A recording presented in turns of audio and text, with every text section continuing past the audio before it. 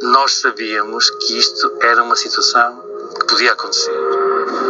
A própria OMS há muito que falava naquilo que na gíria técnica se chamava a doença X, ou seja, a grande pandemia que iria aparecer. O X era exatamente isso, é preparemos-nos porque pode aparecer qualquer coisa.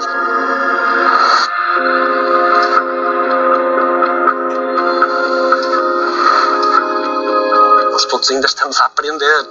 Por muito que me custe, tenho que reconhecer que alguns dos doentes que tratei hoje com Covid-19 grave, hoje teria tratado melhor, mas isso não quer dizer que tenha errado na altura.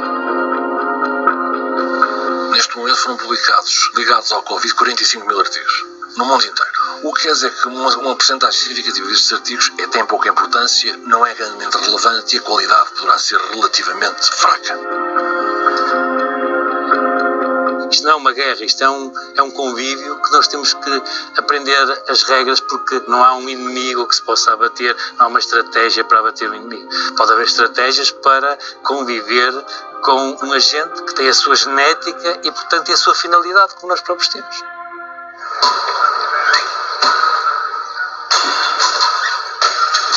Várias vezes que houve o boato que tinha morrido.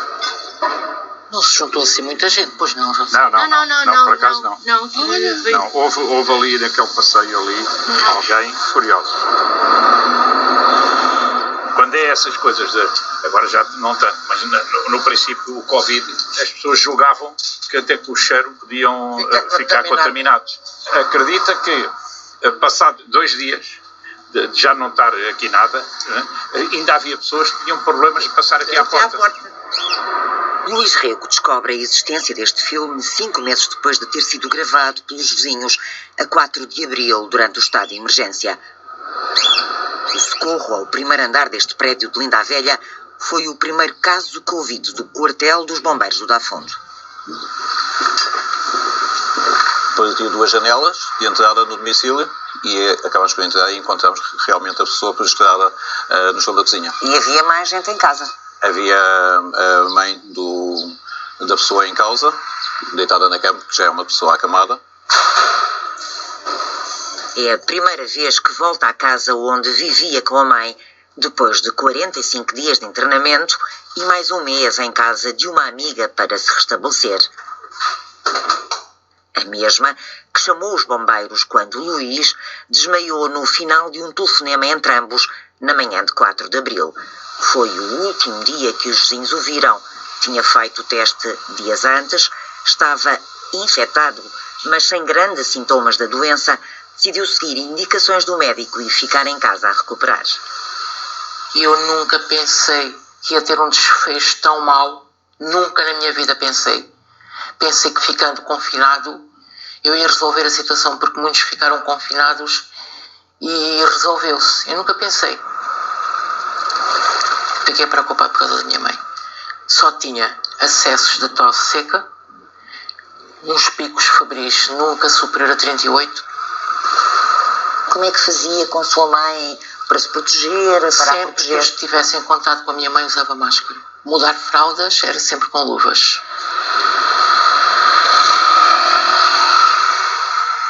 Apesar de todo o cuidado, Luís acabou por transmitir o vírus à mãe. Tinha 82 anos, deu entrada no Hospital de São Francisco Xavier 2 horas depois do filho. Acabou por morrer 8 dias depois. Com uma demência e alguns problemas cardíacos, tinha o perfil do doente que dificilmente sobrevive à Covid. À medida que a propagação do vírus foi amadurecendo, entre aspas, em termos de atingir comunidades mais alargadas, o que percebemos é que, afinal, isto não é uma doença de idosos só, ela é maior na realidade nas pessoas a partir de uma determinada idade e com algumas doenças, mas também tem expressões mais graves nas pessoas abaixo dos 65 anos, alguns com algumas doenças associadas, outros não. Luís não faz parte de nenhum grupo de risco, mas acabou por ficar ligado ao ventilador 32 dias nos cuidados intensivos do Hospital Egas Muniz, onde trabalhava como enfermeiro. Tinha menos de um quarto do pulmão a funcionar.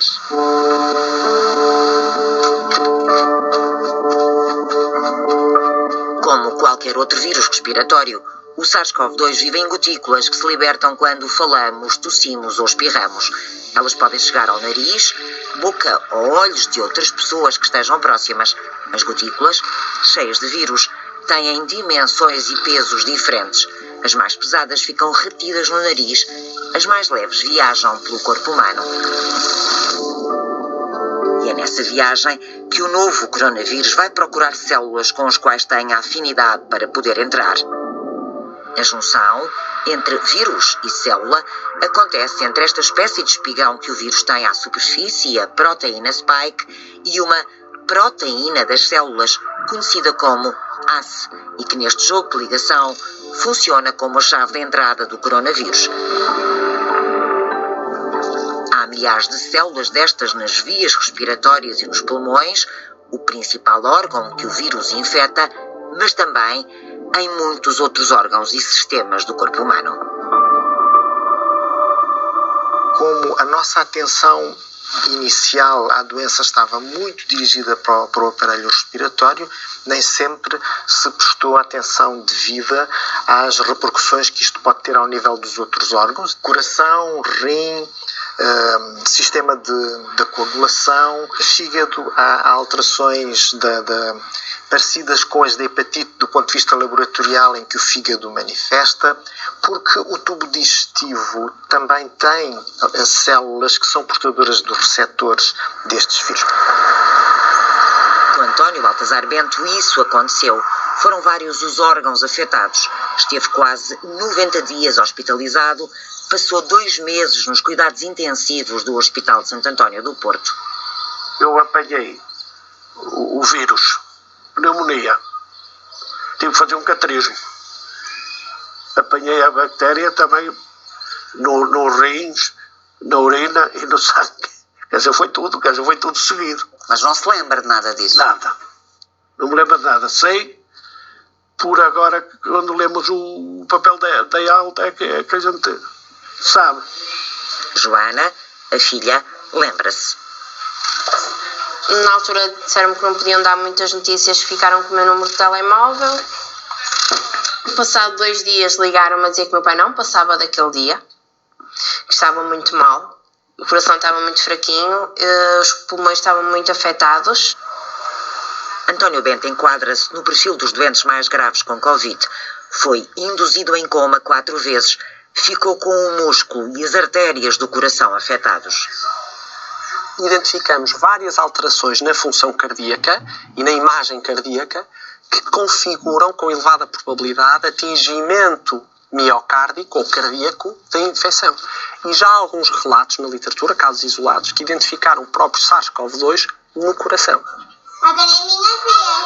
Durante os quase 3 meses em que o pai esteve internado, Joana, a mãe, o marido, o irmão e as 2 filhas praticamente não saíram de casa, uma moradia às portas de Fânceres, a minutos de Gondomar. Dias depois do internamento do pai, ficaram a saber que todos eles também estavam infectados. Uns assintomáticos, outros com pequenos sintomas. A minha mãe teve febre e teve tosse. Nos primeiros dias? Nos primeiros dias. A minha filha só teve aquelas dores nas pernas. Eu não tive sintoma nenhum. Eu não sei o que é um sintoma. A minha filha pequenina não sabe o que é um sintoma. O meu marido não sabe o que é um sintoma. E o seu irmão? O meu irmão teve febre e tosse e dores no corpo. Vai as 2. Se ela quisesse. Joana, o marido, o irmão e as filhas ficaram livres do vírus ao fim de 3 semanas. A mãe demorou muito mais tempo. Fui fazer a primeira vez quando eles. E fui a última a acabar. Tive quanto tempo infectada? 2 meses. Ainda passou. E fez quantas vezes fez o teste? 13 vezes. De quanto em quanto tempo? Tive semanas de ir de semana a semana e tive aí 2 semanas que fui 2 vezes.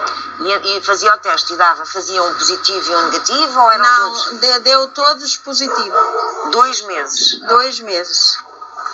Todos os testes foram feitos no Hospital de São João do Porto, do serviço que Margarida Tavares dirige. Há uma percentagem significativa, eu diria que mais de 40% têm positividade após as 4 a 6 semanas. Ou seja, que alternadamente têm testes positivos e negativos. Uma vez negativo, outra vez positivo. Exatamente. Parece que existirão lá partes do genoma suficientes para positivar o teste, mas que não serão vírus viáveis.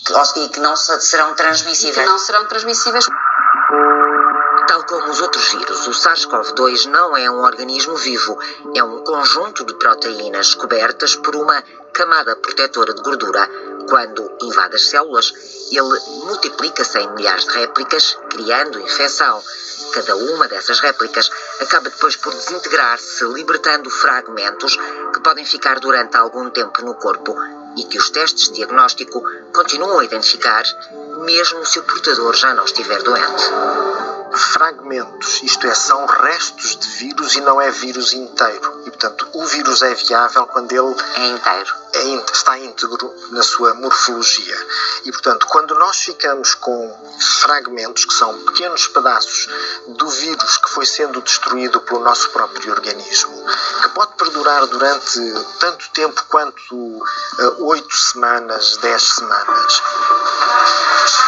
Celeste Bento acabou por ter ordem para sair do isolamento em maio, quando a Zaragatua ainda dava positivo, contrariando os critérios da Direção-Geral de Saúde, que nessa altura ainda obrigavam os médicos a dar alta apenas depois de 2 análises negativas consecutivas.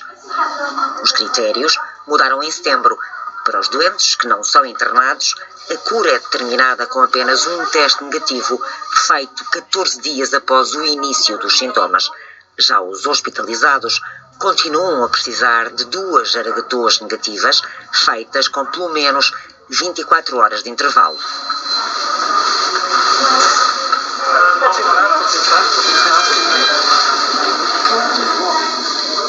Muito bem. Estiveste ali naquela cama. Foi. Estou a ver que os colegas que estavam aqui já foram embora, ainda bem. Sim, graças a Deus. Graças a Deus. Temos um outro doente que ainda está na fase de recuperação. Mas isso é muito bom, não é? É bom. Não é. Ver o que se luta aqui. As pessoas às vezes não compreendem, está bem? Bruno Lopes esteve 20 dias na cama 7 dos cuidados intensivos do Hospital de São João, o serviço que, a convite do diretor da unidade, visita 2 meses depois de ter tido alta. Para mim, a coisa mais importante, não lhe custou vir à unidade. É sinal de que não foi uma experiência traumatizante. Não é? Isso é fundamental. Fundamental. Perguntaram se queria apoio. Exatamente. Sair daqui com o apoio das pessoas, a gente não precisa de apoio. Sempre fui bem apoiado, também fui o único acordado. Sim. A minha sorte foi essa e a atenção era quase toda para mim quando ninguém estava a tomar conta do seu respectivo utente, não é? Dos primeiros 80 doentes com Covid que a unidade tratou, apenas 2 não estiveram com ventilador. Bruno foi um deles, apesar da gravidade da pneumonia com que aqui entrou. Estava cheio, ficou apenas ligado à ECMO, um aparelho de oxigenação extracorporal que substitui o coração e os pulmões e que habitualmente se usa em conjunto com o ventilador. No caso, nós falámos muito entre nós e houve um grande consenso em evitar o ventilador e colocar em ECMO em vez de ventilador. Tínhamos a percepção, como se vê, que para a tua recuperação ainda bem. Seria muito melhor. Aliás, a tua irmã perguntou, mas vão pôr em ECMO, não é o que se põe quando o ventilador não funciona, mas ele nem sequer está ventilado. E nós dissemos, pois, realmente isso é uma pergunta muito difícil, mas olha, acredita em nós, acredite que nós sabemos o que estamos a fazer. Foi. O Hospital de São João foi pioneiro a utilizar apenas a ECMO nos doentes com pneumonia por Covid, uma abordagem clínica que traz benefícios como uma recuperação mais rápida e menos sequelas. Só pode, no entanto, ser aplicada em doentes que tenham apenas o pulmão atingido, Quando as lesões abrangem outros órgãos, como o coração ou os rins, e os doentes estão neurologicamente agitados, a solução passa pela sedação, conhecida como coma induzido, e a ventilação assistida. Disseram a ver se eu queria participar numa coisa com eles que era para não ficar em coma. A gente olha para dentro e vê as pessoas numa cama deterioradas, não se mexe, tubos por todo lado, máquinas a apitar, aquilo parece a desgraça. E eles perguntaram a ver se eu queria participar e eu, olhando para aquilo, aceitei. Em casa, uma moradia que construiu numa aldeia perto de Santo Tirso, que conta quando e como sentiu os primeiros sintomas, exatamente no dia em que fazia um mês que Portugal estava confinado. Acordei por volta das 3 horas da manhã. Comecei a suar muito, sentia calor, começou-me a vir uma tosse. Aí eu, pus-me a pé, vi que tinha temperatura, tomei um Benuron e fui para a cama. Acordei de manhã, novamente com febre, e eu saí da cama, vim à cozinha, vi a febre, começou-me a vir a tosse compulsivamente. A tosse seca? Não, já vinha com expectoração. E o que me levou mesmo a ligar para a saúde foi a expectoração. Eu, a primeira vez que me saiu a expectoração, já saiu a expectoração com sangue. Foi no próprio carro até ao Hospital de Santo Tirso fazer o teste. No dia seguinte foi transferido para Famalicão e daí para o São João do Porto, onde chegou 4 dias depois de ter sido diagnosticado. Uns pintainhos. São pintainhos? É? Cheguei, mandaram-me para os cuidados intermédios, como já estava em Famalicão, mandaram-me para os cuidados intermédios no São João. Fui recebido por uma equipa de enfermeiros e um médico. Explicaram-me o que é que estava a acontecer, que iam pôr ao oxigênio mais forte. E eu, por acaso, quando utilizei a máscara, nas primeiras horas senti-me melhor. Mas quando chegou a noite, aquilo piorou. Aquilo foi muito mal. No dia a seguir fiz um TAC, que foi diagnosticado, claro, que eu tinha uma pneumonia grave já. E então disseram-me que eu ia para os intensivos. Ao contrário de muitas outras pneumonias, a que é causada pelo novo coronavírus é de evolução rápida e muitas vezes assintomática, característica que ainda hoje surpreende intensivistas e infecciologistas que tratam os doentes. Já nos aconteceu termos uma radiografia ou uma tomografia computurizada de um doente de manhã e algumas horas mais tarde olharmos para o raio-x e perguntarmos, mas isto é do mesmo doente. E é completamente diferente. O agravamento é tal que nos apanha a todos de surpresa.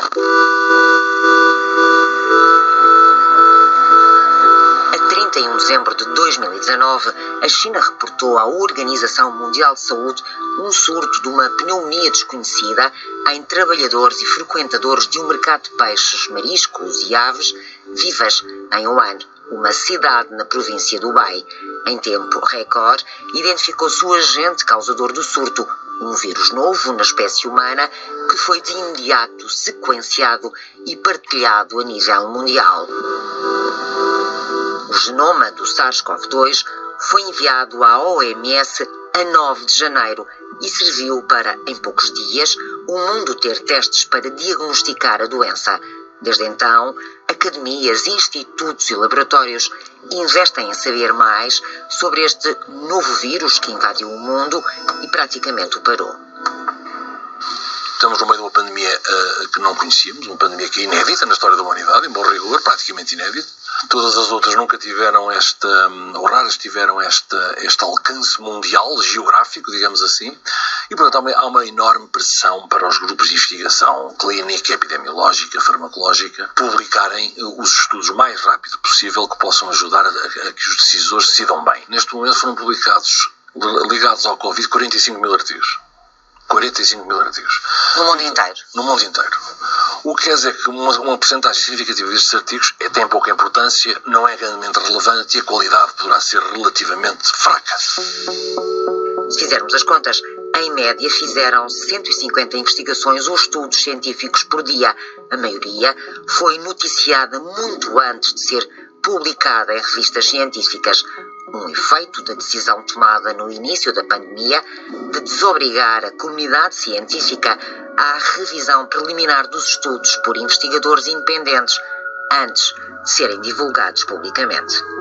Já existia a ideia de nós disponibilizarmos os nossos trabalhos em plataformas abertas a toda a gente. Para em vez de nós estarmos dependentes de 3 pessoas ou 4 e que demora todo aquele tempo, porquê é que eu não disponibilizo um artigo com os resultados finais que eu obtive numa plataforma aberta, na esperança que os cientistas, os investigadores e até as pessoas comuns lessem aquilo e me fizessem as perguntas para eu melhorar o meu artigo? A ideia é excelente. De facto, depois tem-se verificado no campo da matemática, no campo da física, que isto até tem funcionado relativamente bem. No campo da investigação biomédica, não. Ainda assim, a ciência produziu o que nunca antes tinha produzido em tão curto espaço de tempo. Sabe-se exatamente quais são as componentes do vírus, qual é a sua estrutura e até como é que ele opera dentro das células. Conhecimento que com outros vírus, por exemplo o da SIDA, se demorou anos a ter. Mas há ainda muito para saber. Não há, por exemplo, certezas de quanto tempo sobrevive nas superfícies em que tocamos. Certo é que o contágio acontece 2 dias antes do aparecimento dos primeiros sintomas, como a dor de cabeça, a tosse, a febre ou a redução do olfato. Faz parte da apetência, aquilo que nós designamos por tropismo, a apetência que o vírus tem pelas células neurológicas. E repare que um dos primeiros contactos do vírus é com a célula das mucosas nasais, que tem uma via neuronal das próprias fibras nervosas direta para o centro que é responsável pelo olfato, pelo gosto. Portanto, o atingimento do sistema nervoso, quando nós falamos, não estamos a falar apenas do cérebro, mas estamos a falar incluindo as fibras mais periféricas que nós temos no nosso organismo e que podem ser afetadas pela ação do vírus. Apesar de terem passado apenas 10 meses desde o aparecimento do primeiro doente, há muitas dezenas de medicamentos que estão a ser testados e há várias vacinas em investigação, algumas nas últimas fases de ensaios em humanos. O processo de desenvolvimento da vacina é muito semelhante para este vírus como é para qualquer outro vírus. É muito semelhante. Aliás, os vetores, aquilo que nós chamamos de vetores, ou os veículos que vão ser utilizados para a vacina ou a tecnologia, era a tecnologia que já estava a ser utilizada para outros tipos de doenças, que foi adaptado para esta doença. E, portanto, essa é uma das razões pela qual a comunidade científica foi capaz de desenvolver e colocar em ensaios clínicos tão rapidamente uma vacina para este novo coronavírus. A principal característica das vacinas é ser capaz de combater vírus e bactérias, replicando o que faz o nosso sistema imunitário quando é infectado. A partir do momento que um indivíduo, qualquer um de nós, é infectado, desencadeia-se uma resposta imunitária, do sistema imunitário, por células que estão na linha da frente da nossa defesa. Em pouquíssimo tempo, não há praticamente tempo nenhum de espera. É o que nós chamamos uma imunidade inata. O que é que isto quer dizer? São barreiras que estão criadas, das quais fazem parte células do sistema imunitário, que vão montar ou desenvolver uma resposta imunitária que não é necessariamente específica do coronavírus, vai ser semelhante para muitos outros vírus, mas que é extraordinariamente eficiente. E isso é a primeira linha de contenção. Agora, é uma linha que não é específica do vírus e, como tal, não nos dá um máximo de proteção. Esta primeira linha de proteção é feita por anticorpos produzidos por um tipo de glóbulos brancos. São as primeiras células a atuar, mas não guardam memória dos vírus e bactérias. A segunda linha já é diferente e é afinada para um invasor específico.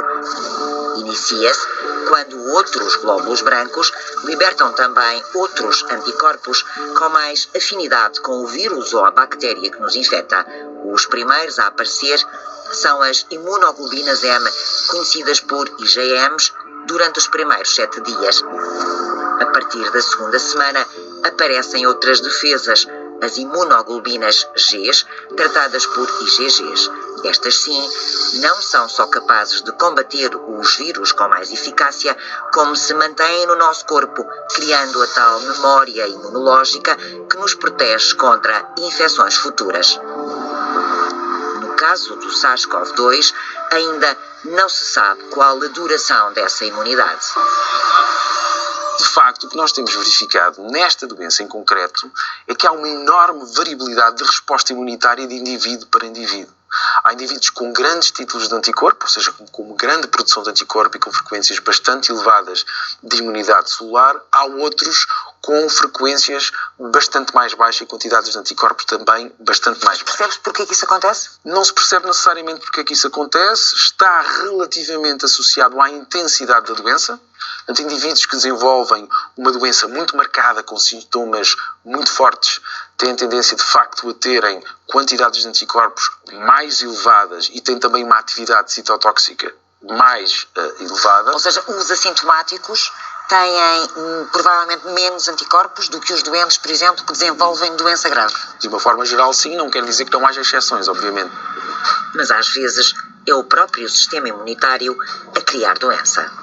Uma grande parte do quadro gravoso desta doença, em que clinicamente a situação é muito instável, se deve na realidade a uma ativação exacerbada do sistema imunitário.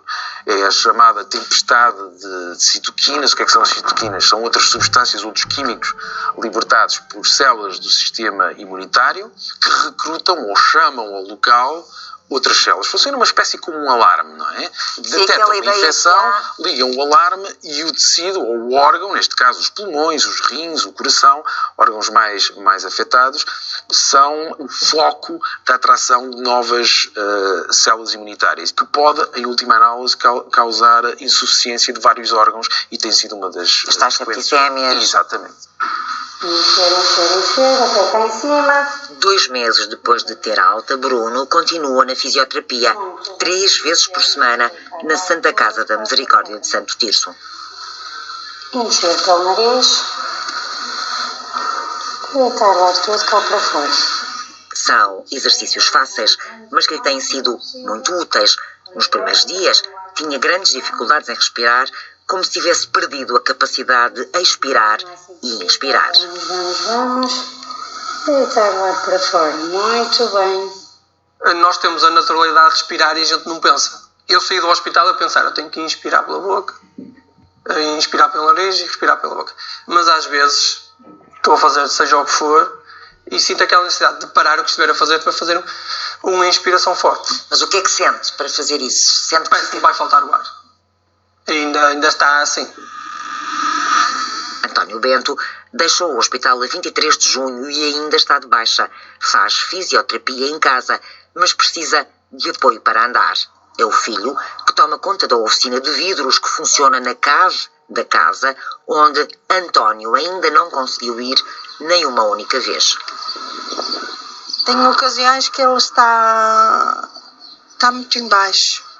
Fica triste, porque ele foi sempre muito ativo, nunca foi pessoa de estar na cama, nunca foi pessoa de estar muito tempo sentado, nunca foi pessoa de andar, de ir até um café ou qualquer coisa sozinho, não ia. Para fazer esta casa trabalhamos muito e agora vê-se assim mais preso, fica triste. É já certo que os doentes mais graves de Covid ficam com sequelas musculares, cardíacas, pulmonares e até neurológicas. No entanto, por ser uma doença recente, há ainda alguma confusão na comunidade científica sobre se elas são consequência da doença ou do tratamento. Primeira dúvida que eu tenho, saber se algumas das sequelas que nós estamos a observar são específicas do SARS-CoV-2 ou se são decorrentes do internamento em cuidados intensivos prolongado. Provavelmente nós não vamos conseguir responder de forma cabal. Esta pergunta é uma pergunta muito difícil porque tem muito ruído. Agora, há uma coisa que eu sei. Quanto melhor for o tratamento de suporte em cuidados intensivos, menor a probabilidade destes doentes terem sequelas graves. São ainda várias as perguntas sem resposta sobre esta pandemia que pode ter surpreendido o mundo, mas não a comunidade científica que há muito alertava para o eventual aparecimento de um novo vírus pandémico. O SARS-CoV-2 já sofreu milhares de mutações desde que saiu da China, fruto de uma enorme capacidade de sobrevivência. Ele já circulou em todo o mundo de uma forma simultânea, ao mesmo tempo muito heterogénea, com surtos a ocorrer em momentos diferentes, em regiões diferentes e sem aparente ligação entre eles. E poderá estar a aparecer agora numa segunda fase que pode corresponder a ele se ter adaptado num ciclo de sazonalidade. Aliás, se me permite, que seja, na minha opinião, desprovido de qualquer lógica falar-se em guerra contra o vírus. Isto não é uma guerra, isto é um convívio que nós temos que aprender as regras, porque não há um inimigo que se possa abater, não há uma estratégia para abater o inimigo. Pode haver estratégias para conviver com um agente que tem a sua genética e, portanto, tem a sua finalidade, como nós próprios temos.